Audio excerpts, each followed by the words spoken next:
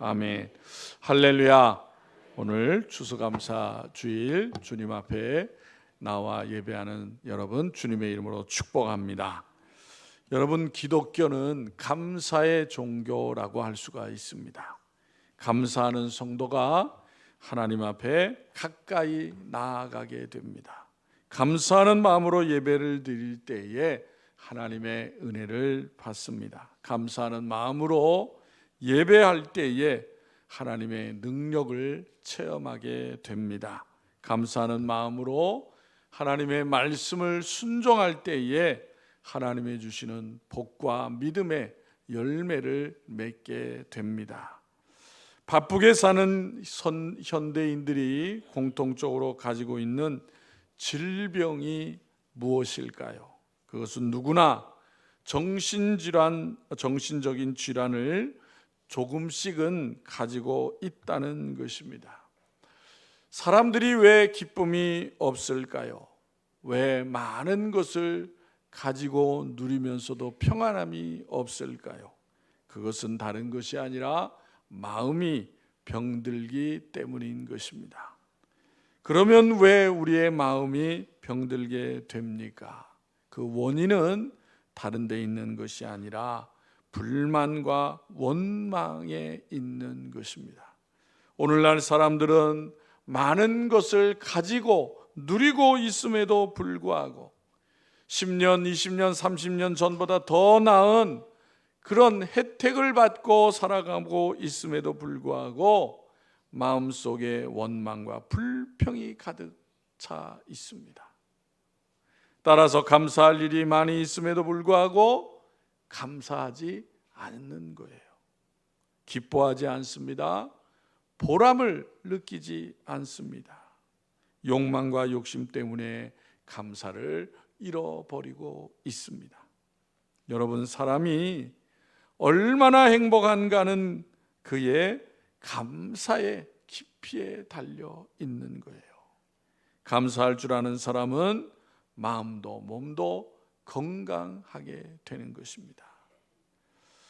여러분, 추수감사절은 잘 아시는 대로 신앙의 자유를 찾아 신대륙에 도착한 영국을 떠난 청교도들로부터 유래가 되었습니다. 영국의 청교도들은 당시의 왕이었던 제임스 1세가 종교의 자유를 허락하지 아니하자 종교의 자유를 찾아서 새로운 땅으로 가고자 하였습니다. 그래서 1620년 9월 16일에 102명의 청교도들이 메이플라워라고 하는 배를 타고 65일간 항해를 한 끝에 11월 21일에 신대륙의 프리무스라고 하는 곳에 도착을 하게 됩니다. 풍랑과 식량난으로 많은 희생과 고난이 있었지만 이들은 하나님의 은혜 가운데 무사히 신대륙 아메리카에 도착할 수가 있었습니다. 그들은 우선 그곳의 땅을 개간하고 가장 먼저 교회를 지어서 예배당을 지어서 하나님께 감사의 예배를 드렸습니다. 그러나 청교도들은 신대륙에 적응하기 위해서 많은 희생이 뒤따랐던 것입니다. 그래서 첫 한 해 동안에 44명이 목숨을 잃기도 하였습니다. 그리고 그곳 원주민 인디언의 공격을 받는 위험을 겪게 되지만은 그러나 그 인디언과 화친을 맺으면서 옥수수를 심는 법을 배우게 되었고 그 다음 해에 가을 1621년 10월에 거둬들인 곡식을 하나님께 드림으로 첫 추수 감사제를 드렸던 것입니다. 1789년 조지 워싱턴 미국 대통령은 청교도들이 지킨 첫 감사절을 기념하여서 나라 전체에 공식적으로 추수 감사절을 발표하였던 것입니다. 그런데 이 같은 미국에 도착한 청교도들의 추수감사 이전에 성경에 보면 구약 시대에 추수에 대한 감사가 있었고 역사적으로도 하나님께 대한 감사가 있었던 것을 우리는 알 수가 있습니다. 출애굽한 이스라엘 백성들이 광야에서 하나님께서 하늘에서 내려주신 만나를 먹고 살았습니다. 그리고 그들이 하나님께서 약속하신 가나안 땅을 정복하기 위하여 요단강을 건너게 됩니다. 여호수아 5장에 보면 요단강을 건넌 이스라엘 백성들이 길갈이라고 하는 곳에 이제 거처하게 됩니다. 그리고 거기서 여호수아를 통해서 할례식을 거행하게 됩니다. 그뿐만 아니라 그곳에 나는 소산으로 인하여 거기에서 유월절을 지키게 됩니다. 이것이 출애굽한 이스라엘 백성들이 지킨 세 번째 유월절이었어요.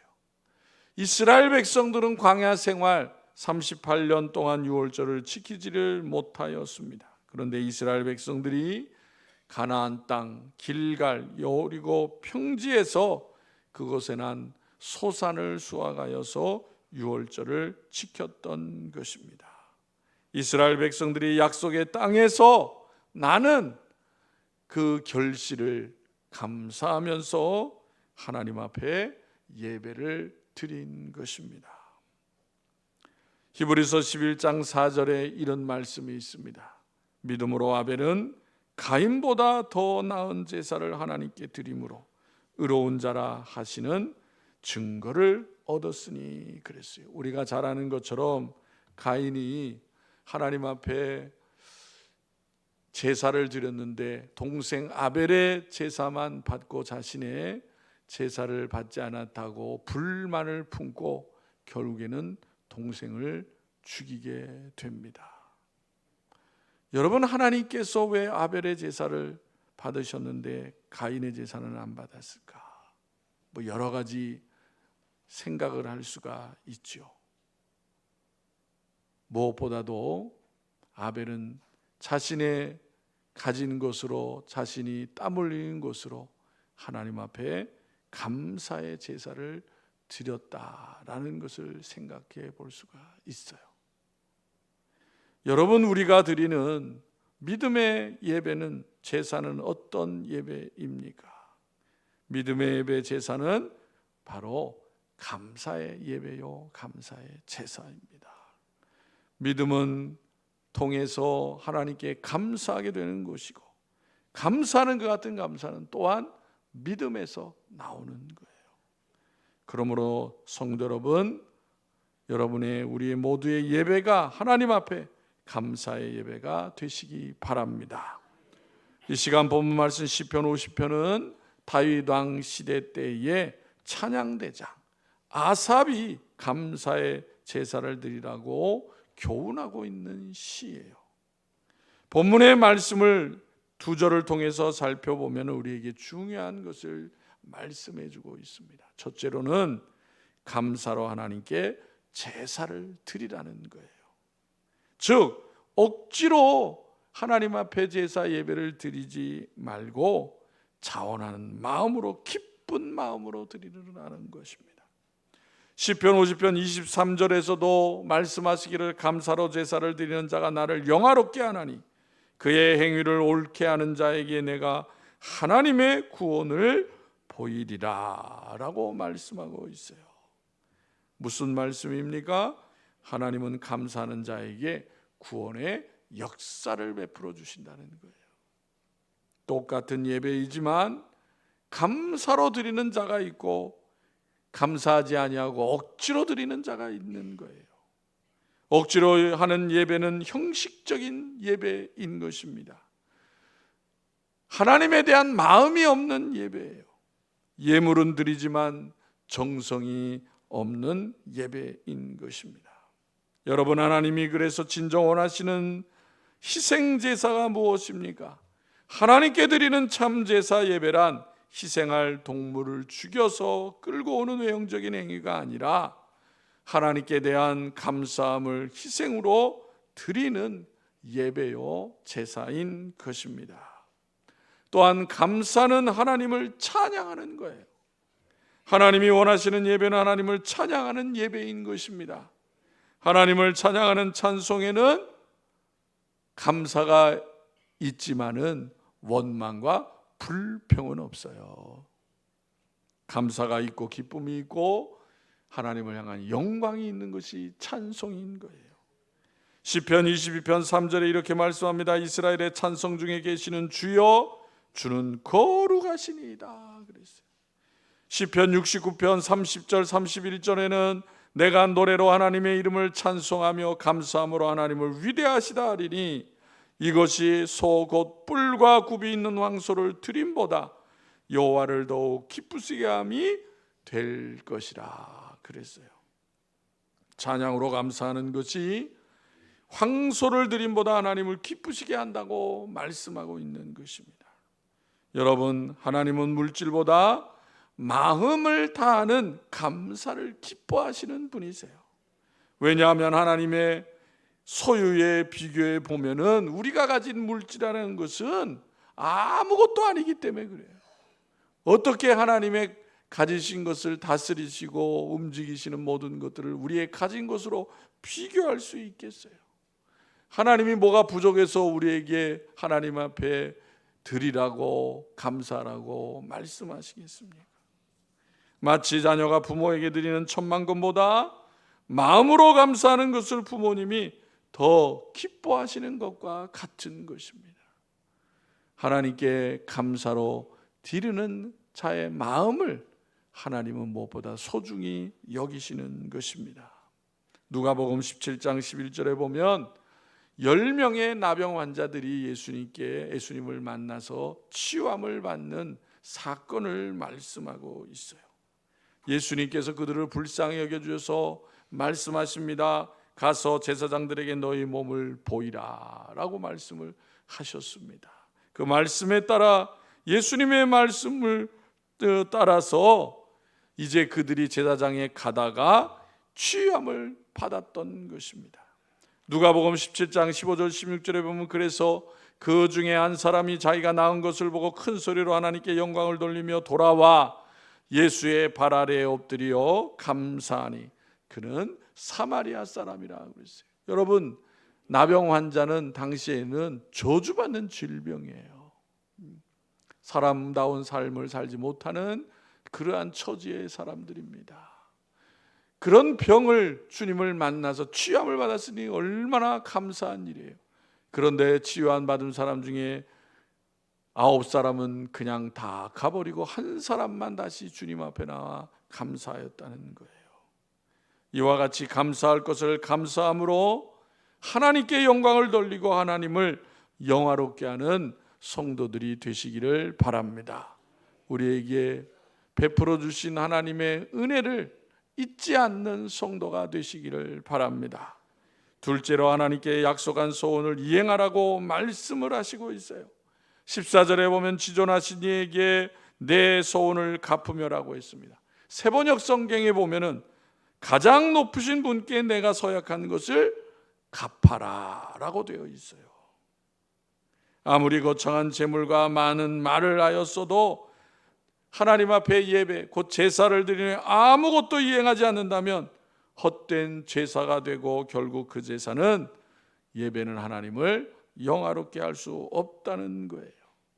여러분, 성도들은 누구보다도 하나님과의 약속을 잘 지켜야 합니다. 시편 56편 12절 13절에 보면 하나님이여 내가 주께 소원함이 있사온즉 내가 감사제를 주께 드리리니 주께서 내 생명을 사망에서 건지셨습니다. 주께서 나로 하나님 앞 생명의 빛에 다니게 하시려고 실종하지 아니하게 하지 아니하셨나이까. 시편 기자는 하나님 앞에 소원한 게 있다는 거예요. 왜요? 하나님께서 그를 사망에서 생명으로 건져 주셨기 때문에요. 여러분, 지금까지 믿음 생활하면서 하나님 앞에 소원한 게 있습니까? 없습니까? 없으신가 봐요. 하나님 앞에 서운하지 않은 사람은 거의 없어요. 거의 없어요. 뭐라고 서운했을까요? 기도하면서 하나님, 내가 하나님 바라는 게 있는데 이거 하나님 꼭 들어주시면 제가 믿음 생활 잘하겠습니다 라고 하는 것이 대표적인 서원이에요. 내가 신앙생활하고 주일 꼭 잘 지키겠습니다. 그리고 하나님 앞에 소원을 한 적이 있어요? 없어요? 있어요. 잘 지키고 있느냐 그 말이에요. 서운한 거.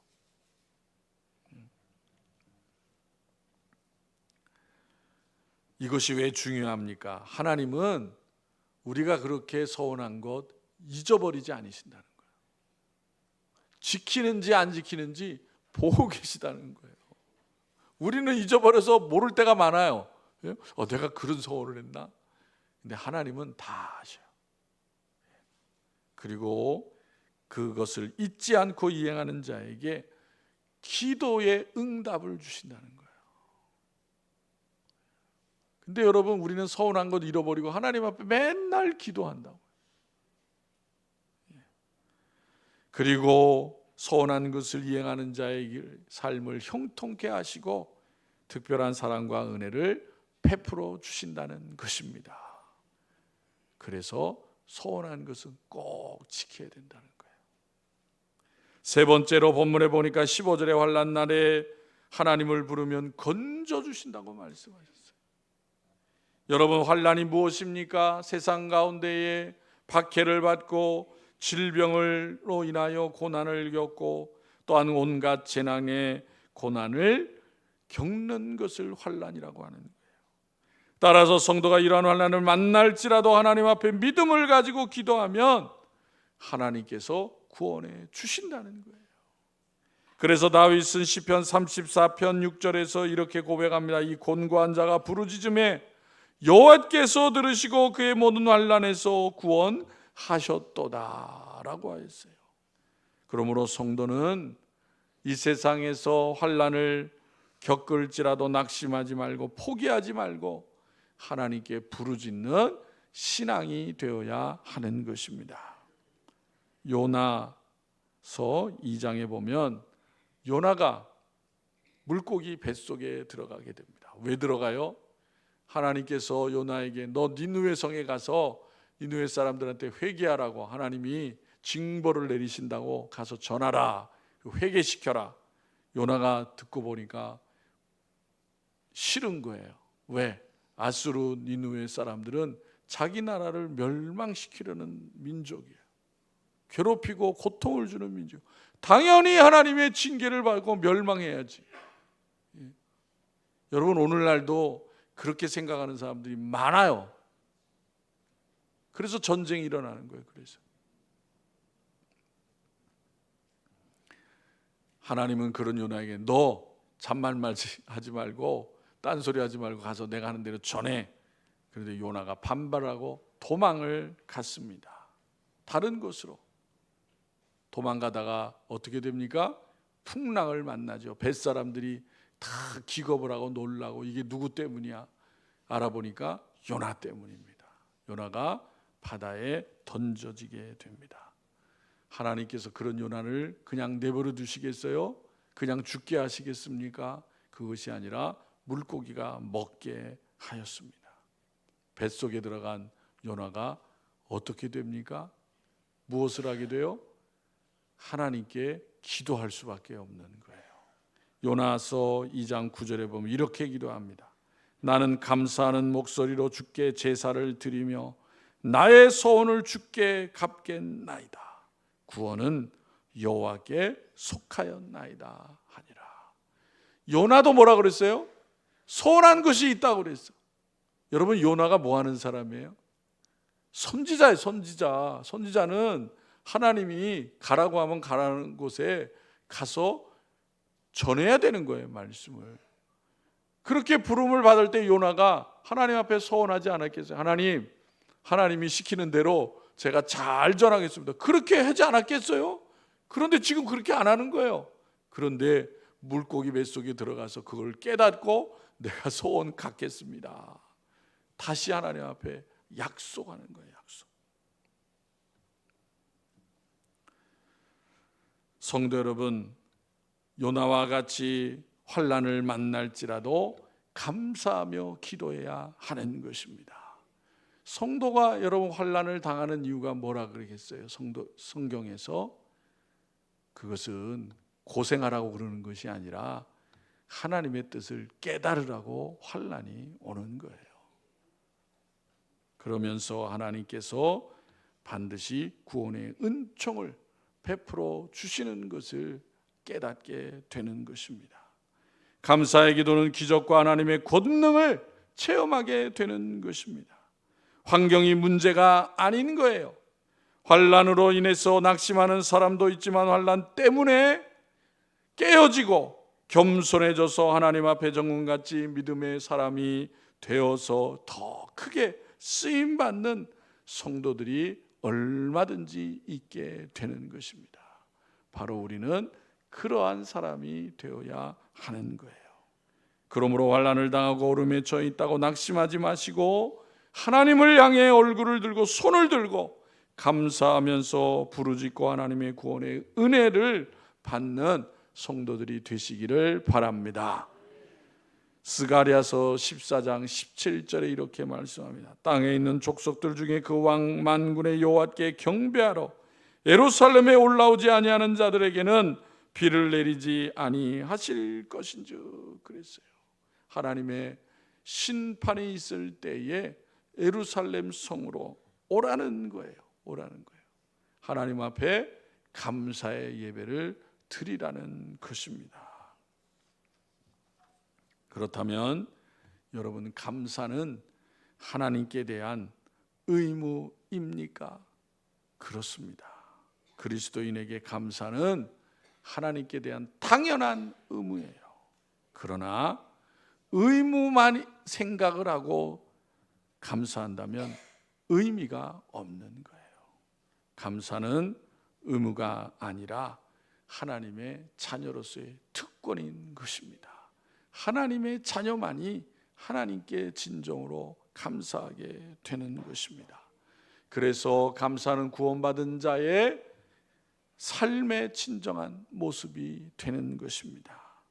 데살로니가전서 3장 9절에 우리가 우리 하나님 앞에서 너희로 말미암아 모든 기쁨으로 기뻐하니 너희를 위하여 능히 어떠한 감사로 하나님께 보답할까 그랬어요. 그렇습니다. 성도는 교회를 보며 구원받은 자들을 바라보면서 하나님 앞에 감사해야 되는 거예요. 감사하는 것은 무엇입니까? 무엇 때문입니까? 하나님의 은혜 때문에 감사하게 되는 것입니다. 이런 이야기가 있어요. 이슬람 교도인 이집트의 한 가난한 농부가 너무나도 힘들어서 살기 힘들어서 그가 믿는 신에게 편지를 썼어요. 살기 어려우니 200프랑만 주세요. 돈을 달라 그런 거예요. 돈. 예? 그것으로 좀 생활이 좀 나아지기 위해서. 그래서 편지를 썼습니다. 편지가 이제 우체통에 들어갔겠죠. 이 집배원이 보니까 알라 신에게 보낸 편지야. 그래서 이 우체국에 가서 우체국 계장한테 주었어요. 이 편지 있는데 계장님이 오고 어떻게 해주세요. 그 우체국 계장이 어떻게 해요? 하기는. 그래서 과장한테 줬어요. 과장이 또 어떻게 합니까? 안 되니까 국장한테 줬어요. 우체국장한테. 그 우체국 국장이 어떻게 하겠어요? 알라신도 아닌데. 그래서 대통령한테 갖다 줬어요. 대통령이 받아보니까 뜯어보니까 편지가 그런 내용이에요. 그래서 농부가 안쓰러워가지고 밑에 있는 사람 시켜서 100프랑을 주었습니다. 그랬더니 100프랑 받은 농부가 가난한 사람이 화를 내는 거야. 아니 돈을 줬는데 왜 화를 내요? 왜 화를 내냐 그랬더니 나는 분명히 알라한테 200프랑 달라고 그랬다고. 알라신이 분명히 대통령에게 200프랑을 줬을 텐데 띄어먹고 나한테 100프랑만 줬다.